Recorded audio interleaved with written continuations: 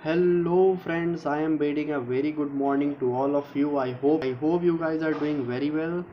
और आज हम लोग लेकर आ चुके हैं बड़ा ही दिलचस्प वीडियो, इंटरेस्टिंग वीडियो। जानेंगे जजिया कर का पूरा इतिहास। जजिया कर कब आया, किसने फॉलो किया, किसने एबॉलिश किया, किसने इसको री इम्पोज कर दिया, सब कुछ जानेंगे। आज ये वीडियो देखिए और जजिया कर से रिलेटेड क्वेश्चन कभी भी आएगा आप गलत नहीं करेंगे, कहानी की तरह समझेंगे, क्रोनोलॉजिकल ऑर्डर में। इसके लिए बस आपको थोड़ी सी कुछ बातें होंगी। अगर कहानी की तरह समझना है तो कहानी की तरह समझने के लिए 2-3 वहाँ पर जो सिनेरियोज उस समय बन रहे थे उसको समझना पड़ेगा। उसके बाद आप लोग कहानी की तरह जजिया टैक्स को पूरी तरीके से समझ जाएंगे। चलिए चलते हैं समझने की तरफ without wasting any further time, because मुझे पता है आपके टाइम की बहुत वैल्यू है। You have a very precious time. तो चलिए स्टार्ट करते हैं।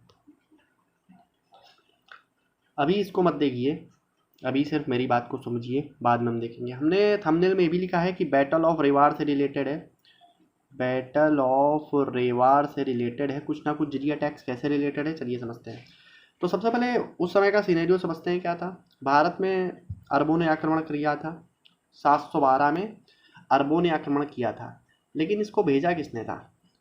तो भाई एक कैलिफ हुआ करते थे, कैलिफ वालिद। कैलिफ वालिद कहाँ पे? इराक में। इराक में कैलिफ वालिद हुआ करते थे। उस समय का इराक बड़ा हुआ करता था, आज की तरह नहीं, और पूरा मिडिल ईस्ट। तो कैलिफ वालिदिन की अपनी अच्छी वैल्यू थी, ताकतवर कह सकते हैं। तो ये इराक के खलीफा थे।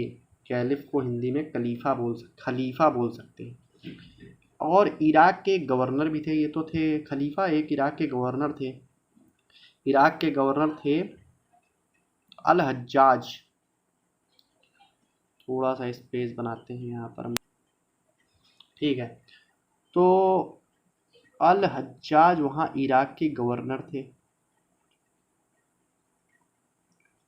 अल हज्जाज का सन इन लॉ था मोहम्मद बिन कासिम। मोहम्मद बिन कासिम को मैं लिखूंगा MBQ। ये कौन था? ये सन इन लॉ था अल हज्जाज का, और अल हज्जाज कौन थे? इराक के गवर्नर थे।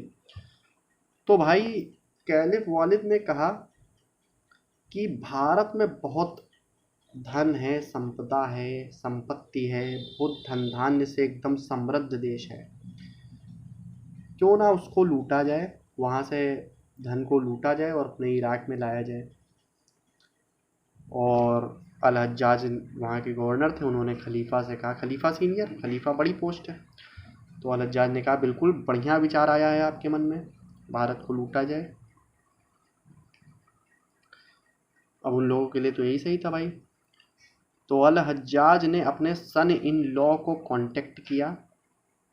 सन इन लॉ को कहा भैया मेरे प्यारे बच्चे, जाओ और वहाँ पर धन धान्य संपदा को लूट कर ले आओ इराक। तो MBQ आए, सबसे पहले सिंध पहुँचे। सिंध करंटली पाकिस्तान में है। उस समय पाकिस्तान और इंडिया वर अनडिवाइडेड। तो सिंध आए, सिंध पहुँचे, और सिंध में उनको भैया सामने, अब यहाँ पर देखते हैं कि when MBQ reached Sindh, the battle of Rewar was fought between Dahir and MBQ। King Dahir और मोहम्मद बिन कासिम के बीच में हो गई भैया लड़ाई। लूटने आए थे, लेकिन मोहम्मद बिन कासिम थोड़ा सा पावर के साथ आया था, उनके ऊपर अल हज्जाज और कैलिफ वालिद का हाथ था, तो उसने किंग दाहिर को हरा दिया, और ना सिर्फ सिंध बल्कि मुल्तान को भी अपने कब्जे में ले लिया। अभी आप लोग सोच रहे होंगे इसमें जजिया टैक्स कहाँ? जजिया टैक्स आने वाला है थोड़ी देर में, थोड़ा पेशेंस रखिए। तो MBQ ने भैया मुल्तान को कह दिया सिटी ऑफ गोल्ड, क्योंकि मुल्तान में बहुत पैसा वैसा था, धन धान्य से संपन्न मुल्तान भी हुआ करता था उस वक्त। तो उसने, मोहम्मद बिन कासिम ने मुल्तान को कहा सिटी ऑफ गोल्ड। अच्छा, लेकिन क्या इतने पैसे से वो सेटिस्फाई हो गया? थोड़े दिन तो मौज मस्ती कर ली उसने इतने पैसे से, लेकिन उसके बाद क्या हुआ, उसको पैसे की और ज़रूरत लगी। उसको पैसे की और ज़रूरत लगी, तो उसने सोचा पैसे कमाए कैसे। अभी आगे जाना भी संभव नहीं था कि एकदम से सिंध लूटा है तो पूरा भारत लूट लेंगे, क्योंकि अभी भी युद्ध खत्म हुआ है, तो थोड़ा सा पॉज लेंगे तब आगे जाके लूटने की कोशिश करेंगे। तो अभी पैसा आएगा कहाँ से। एक बार तो मुल्तान में मिल गया, लेकिन एक बार का पैसा कितने दिन टिकता है, दोबारा फिर से उसको चाहिए था। तो भैया MBQ ने क्या कर दिया, जजिया टैक्स को इम्पोज कर दिया। यहां से आया है जजिया टैक्स, यहां से आया है जजिया टैक्स। अब आप लोग क्रोनोलॉजी समझिएगा कि सबसे पहले MBQ ने इसको कर दिया इम्पोज, मोहम्मद बिन कासिम ने। उसके बाद मोहम्मद बिन कासिम के, अच्छा जजिया टैक्स के बारे में एक चीज़ था क्या, चूंकि उसने सिंध मुल्तान और जितनी भी जगह उसने लूटी थी अपना कब्जा जमा लिया था, तो उसने बता दिया था कि भाई ये मेरा इस्लामिक इलाका है और यहाँ पर गैर इस्लामिक वालों को टैक्स देना पड़ेगा। ऐसा नहीं है कि सिर्फ इन्होंने ही जजिया टैक्स लगाए, गैर वालों ने भी अपने तर्ज पे लगाया था मुस्लिमों पर, तो ऐसे टैक्स लगते रहे थे। तो MBQ यानी मोहम्मद बिन कासिम ने गैर मुस्लिमों पर टैक्स लगा दिया था, लेकिन उनमें कुछ लोगों को छोड़ दिया था। ब्राह्मण्स पर ये टैक्स नहीं लगेगा उन्होंने कहा था।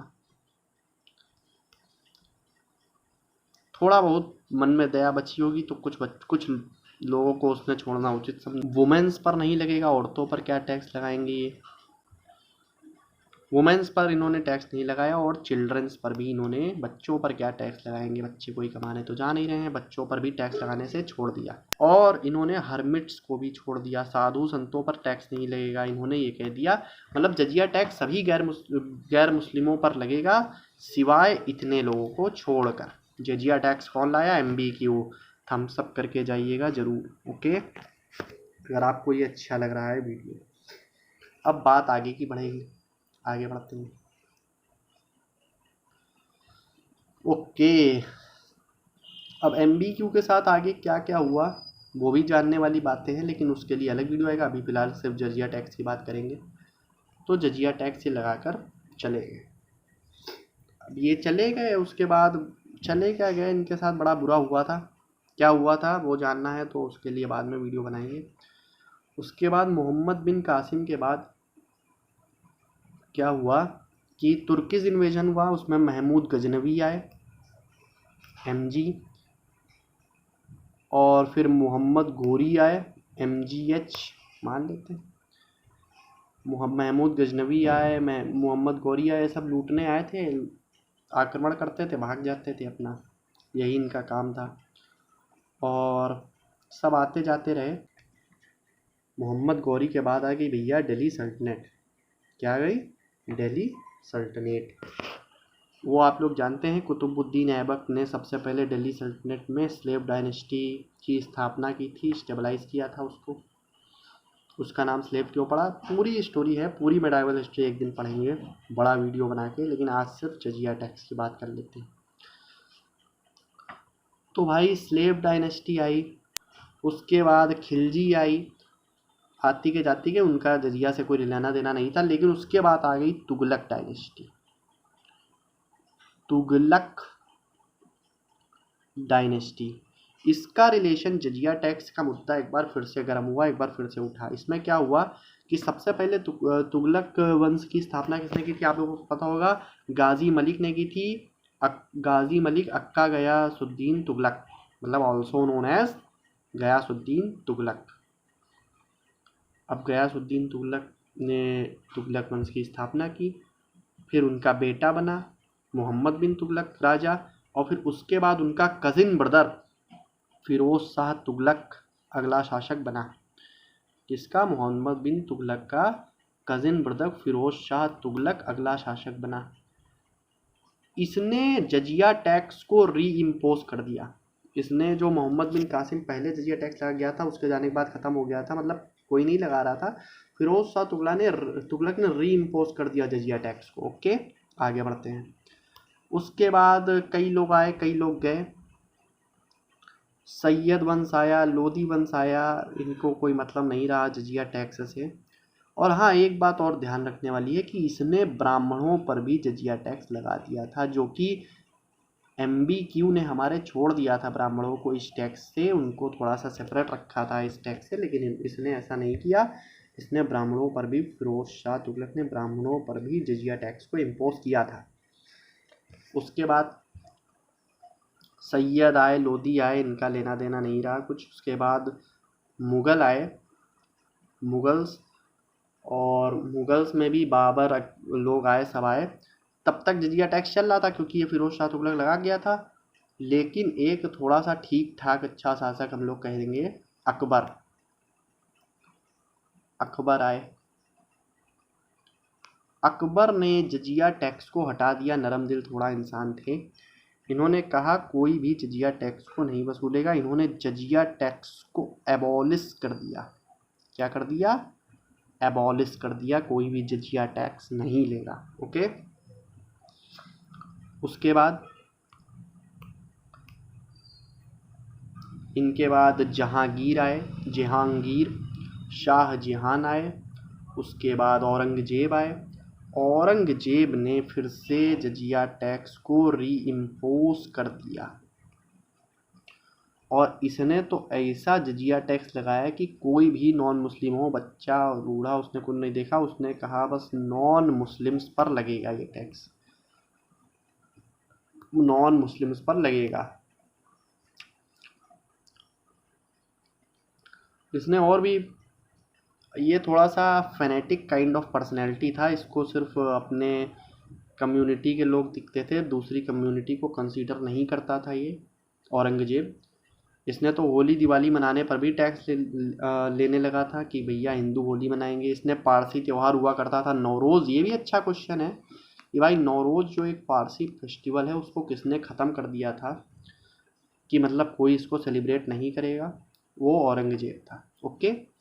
तो हम लोगों ने सब कुछ पढ़ लिया है, और जजिया टैक्स के बारे में एक बार जल्दी से रिवाइज करेंगे, जल्दी से जल्दी से जल्दी से।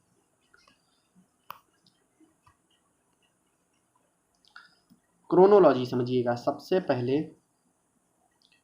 मोहम्मद बिन कासिम ने इसको इम्पोज किया, जजिया टैक्स को इम्पोज किया। किसको नहीं, किसको छोड़ दिया था वो सब मैं आपको बता चुका हूँ। उसके बाद फिरोज शाह तुगलक, फिरोज शाह तुगलक ने इसको जारी रखा, कॉन्टिन्यूड। ओके। उसके बाद अकबर ने इस टैक्स को एबॉलिश कर दिया कि कोई ये टैक्स नहीं वसूलेगा, एबॉलिश्ड। लास्ट औरंगजेब, औरंगजेब ने इसको री इम्पोज किया, फिर से लगाया। ये थी जजिया टैक्स की कहानी। आई होप आपको ये वीडियो पसंद आया होगा। चैनल में बाकी के कंटेंट को ज़रूर चेक करें, और आप अब मुझे कमेंट करके बताएं पूरे भारत के इतिहास में से एंशियंट, मॉडर्न या फिर मेडाइवल में आपको कौन सी टॉपिक को समझना है। मैं उसको ज़रूर से ज़रूर समझाने की कोशिश करूँगा। Okay. May God bless you all, have a nice day, keep visiting our channel. Thank you.